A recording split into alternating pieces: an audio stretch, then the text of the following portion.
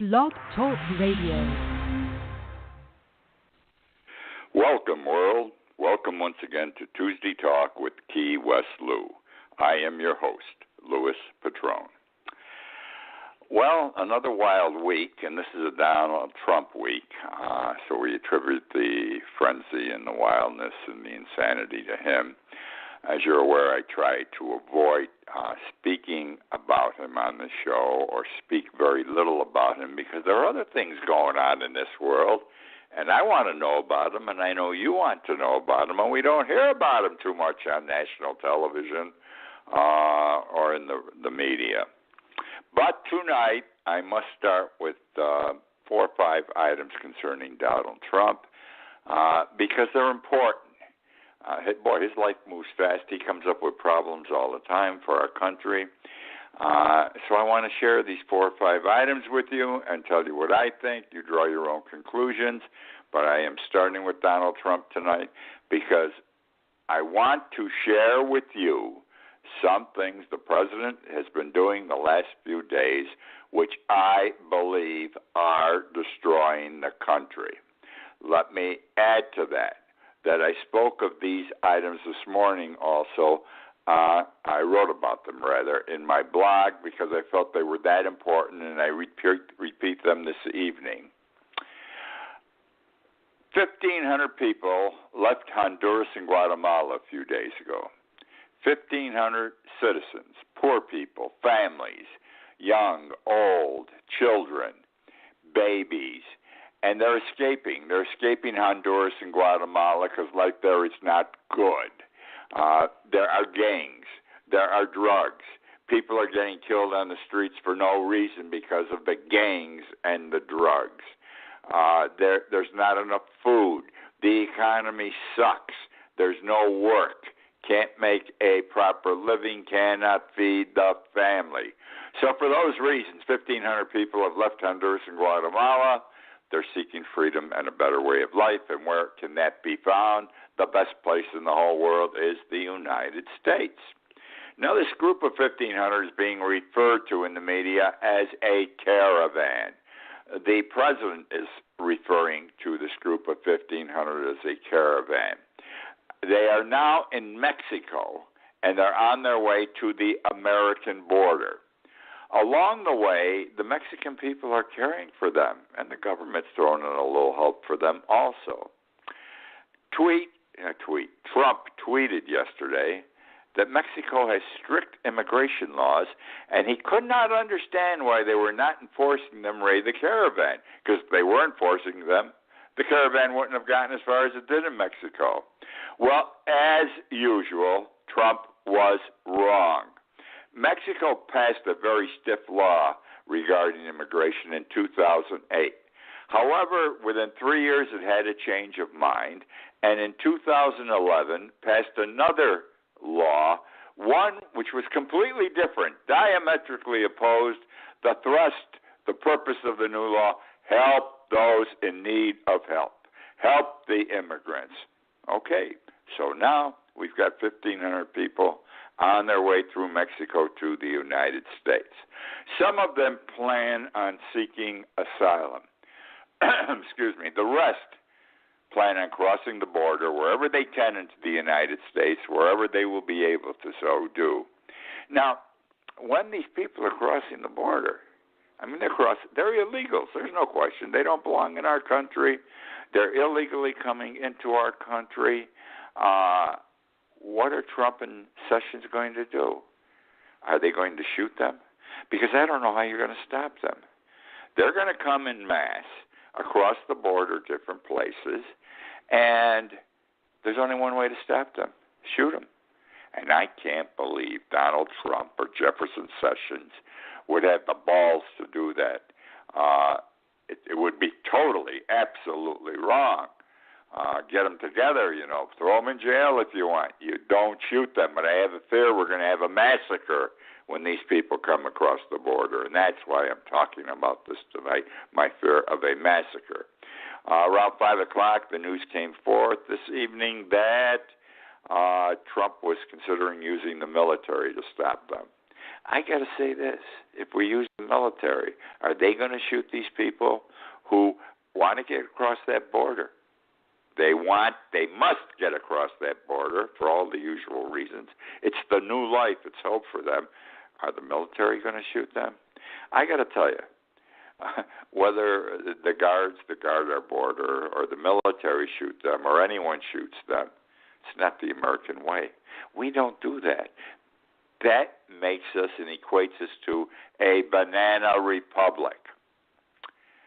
Okay. Another problem. Trump keeps saying, my friend Putin. Putin keeps screwing him and screwing the United States. When Trump's going to learn this man is not our friend, I don't know. But what's he talking about the last couple of days, Donald Trump? He wants a meeting in the White House with Putin. He and Putin sit down in the White House to talk. Well, in quotes, I describe it as a genius move. It's like inviting the fox into the hen house. You got it. It would be Trump inviting the fox into the hen house. Where the hell Trump gets these ideas from, I don't know. Now let's talk about Attorney General Jefferson Beauregard Sessions. What a lovely name from the Deep South. Jefferson Beauregard Sessions, a man from Georgia. He's a bigot.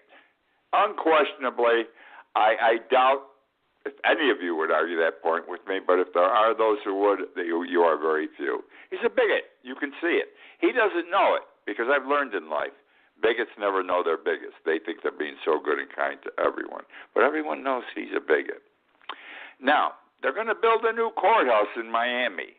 $32 million courthouse. A $32 million grant has been provided by the government to construct this new courthouse in Miami. And guess what they're considering naming it? It has already been tentatively named. And guess what again, my friends? You got it.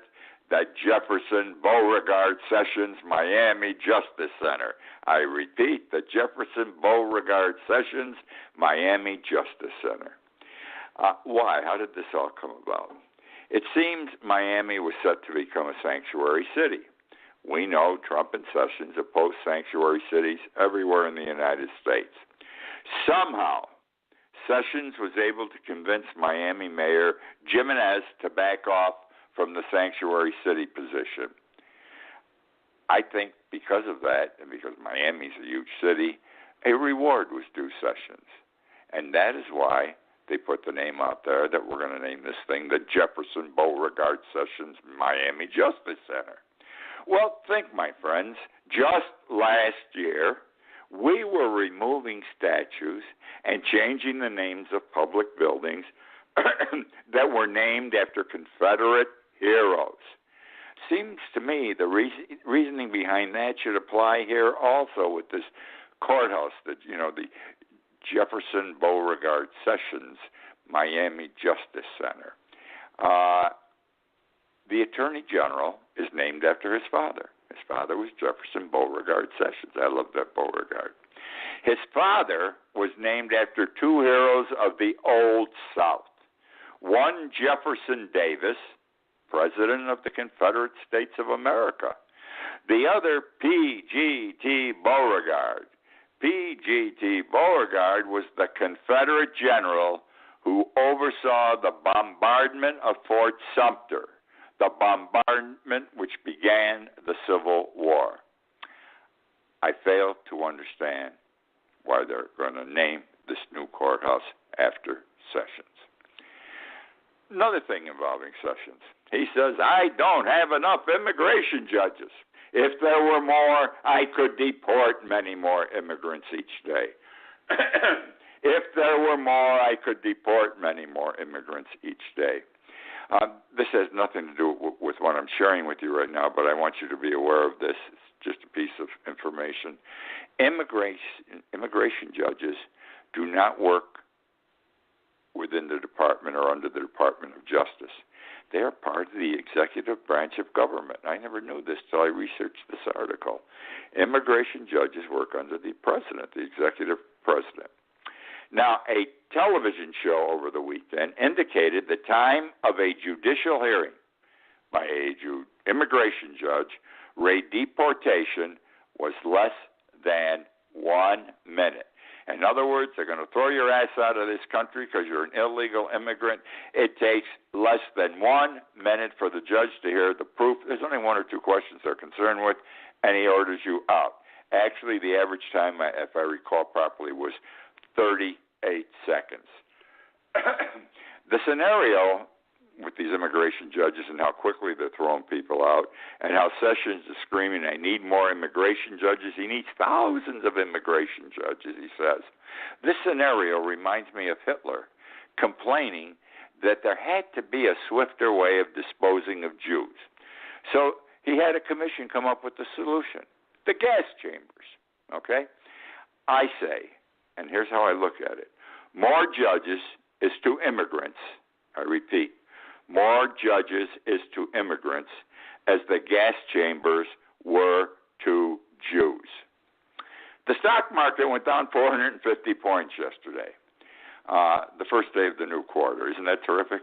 I think this is the first day in the history of the country that the stock market went down on the first day of the second quarter, went down. And it went down 450 points, which was dramatic. It went up to the last I saw it was around 140 points. But it's not healthy for the economy. We're up and down right now. Last week we had a day, or the week before, 724 points. Can't do this. You can't run a country like that up and down with the economy. Now, why did the stock market drop 450 points yesterday? You have to look at this. Cause and effect, the reason why, and it has to do with Donald Trump. There's two reasons. The first, China was retaliating against Trump's tariffs.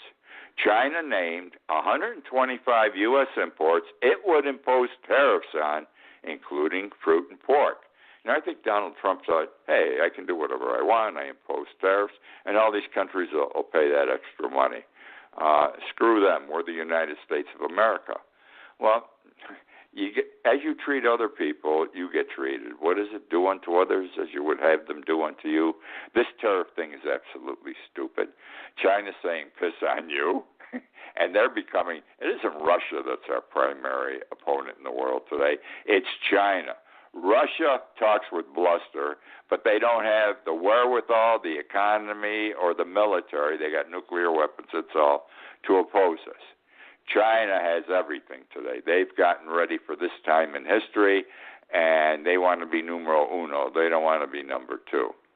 So we have a tariff war with China. We're going to have it with other countries immediately, too. And we know from history that tariff wars can lead to a worldwide depression, or an all-out real war. Herbert Hoover, excuse me for coughing tonight. Herbert Hoover was president of the United States during the Great Depression, the worst depression ever to hit the United States. The economy was in flux before the Depression hit. Hoover saw it coming.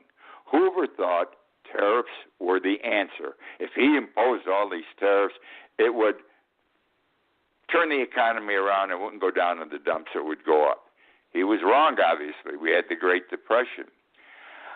I think Trump's wrong. I sometimes think these days that Hoover has returned and sits on Trump's shoulder, whispering in his ear, tariffs, tariffs, tariffs. The other reason that the market went down is Trump is vindictive. He's a mean man. The person who owns Amazon owns the Washington Post. Amazon is one of the most successful businesses in the world. We should be grateful we have it in this country. They make money. They employ thousands. The thing works good. The Washington Post is one of the leading newspapers in this country, and it is politically opposed to Donald Trump. So the same person owns Amazon and the Washington Post, and the Washington Post beats the shit out of Trump almost every day, and properly so. Now, Trump in the last few days has gone on an oral and tweet diatribe against Amazon, knocking the hell out of Amazon for all kinds of invalid, inaccurate, improper reasons. As a result, Amazon stock has dropped, contributing to the overall market drop. You can't do what he's doing. He's committed now to destroying Amazon, teaching them a lesson, because the guy who owns Amazon owns the Washington Post, and the Washington Post opposes him. That's enough about Trump for the moment. I want to talk about a very pleasant evening last night, watching the championship game of the Final Four, the last game of the NCAA tournament. Villanova and Michigan, great ball game. Villanova won big time, 79-62. Outstanding team this year, Villanova. The last two games, they made so many three-point shots. In the game Friday night, I forget who they beat Friday night, Kansas, I can't remember, but they made 13 out of 18 three-point shots in the first half alone. I mean, they're fantastic. Absolutely. All of the five people on the floor for Villanova can make three-pointers with no problem, and they work to get the three-point shot. They don't take the layup. They throw the ball back out. They want the three-point shot, and it works for them. Interestingly, last night, too, and I know some of you are basketball fans, the rest of you I'm not trying to bore, but it was an exciting evening. The number 6 man on the team, he is the first substitute. He gets in pretty early in the game, but may not play long. Italian fella, his name is Dante Domenica, I think is his last name, Domenica. He came off the bench. He's the 6th man on the team. He scored 31 points for Villanova. The game of his lifetime. He was the outstanding player, of course, in the final game. Wow, what a game this kid had. Okay, now, what are we going to talk about now? I want to talk about Easter Sunday. Why do I want to talk about Easter Sunday? Because I didn't talk about Easter Sunday last week, all right? It was Tuesday, and I forgot. Good Friday was coming, Seder was coming, Easter was coming. Sometimes you forget down here. Every day's the same when you live in Key West. I don't care what day of the week it is, what time of the year. Every day is the same. Nothing wrong with that. It's wonderful. Everyone should experience this. But I got my days and holidays screwed up. So I'm going to talk about Easter Sunday today a bit. And when I talk about it, I'm sharing with you my thoughts about how people dress on Easter Sunday. Because it's changed over the years how they dress. I can remember when I was a young man, again, I keep telling you I'm 82. During World War II, for example, I was 5 to 10 years old. My God, Easter Sunday, I got new clothes. I had pants, shoes, shirt, tie. My mother wore a hat. She had a new dress. My father a suit. And we went to church as a family, and then we went to dinner, either my big family dinner, my parents' home or my grandparents' home. Generally, my grandparents' home. The whole Patron clan was there. But people dress that way. People don't dress today. So let me talk about this a little bit, because I believe you're going to find it interesting. But let me start this way. Matthew 20:19. He said, Matthew 20:19, on the third day he will be raised to life. On the third day he will be raised to life. Luke 24. He is not here, he has risen. Very famous words. He is not here, he has risen. That's an opening for an Easter Sunday story about clothing. Stay with me. Then came Irving Berlin, 1933. He wrote the musical. He wrote the song Easter Parade. In your Easter bonnet with all the frills upon it, you'll be the grandest lady in the Easter Parade. Lovely, lovely tune. Sung today. Everybody loves it. Well, that brings me to a word called change. Certain things change. Change is what I call a constant.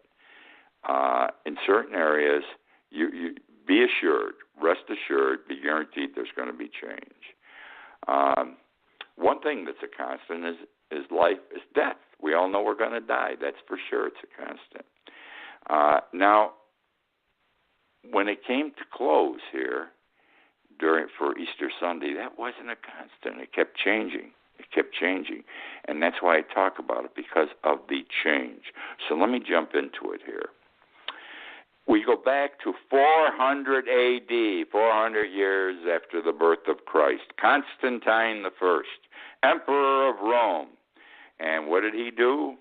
In the early 4th century, he ordered his subjects to dress in their finest clothes and parade in honor of Christ's resurrection. Then there were other decrees and things that developed over a period of time. In Tudor days, superstition originated, which claimed that unless a person had new homespun cloth available at Easter, moths and crickets would eat his old clothes. If he didn't have new clothes to wear, moths and crickets would eat his old clothes during the course of the next year. The Irish added a vestige that stated, and I quote, "For Christmas, food and drink. For Easter, new clothes." I repeat, for Christmas, food and drink. For Easter, new clothes. A 15th century proverb from Poor Richard's Almanac, would you believe that? Poor Richard's Almanac, states that if on Easter Sunday some part of the outfit is not new, got to wear some piece of your clothes, has to be new, one will not enjoy good luck during the year. Beware, better wear a piece of new clothes or you're going to have bad luck during the year. Then we go to German settlers in Pennsylvania as early as 1782. German settlers in Pennsylvania as early as 1782. They paraded in new dress on Easter Monday, because in those days in Pennsylvania by the Germans, Easter was celebrated as a holiday on Easter Monday. And they continued parading this way for a century, in new clothes, of course. Now the big one comes into play. The big one about, the Easter parade, the bonnets, their frilly clothes, walking up and down Fifth Ave.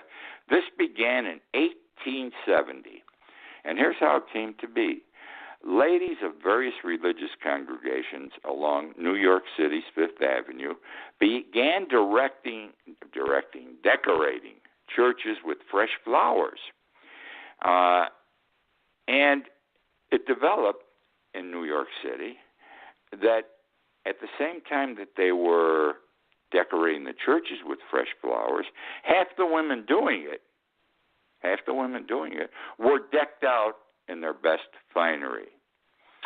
A few years went by, and all of a sudden the ladies and their escorts began walking to other churches on Easter Sunday to see the floral arrangements and be seen. They wanted to be seen dressed in their finery.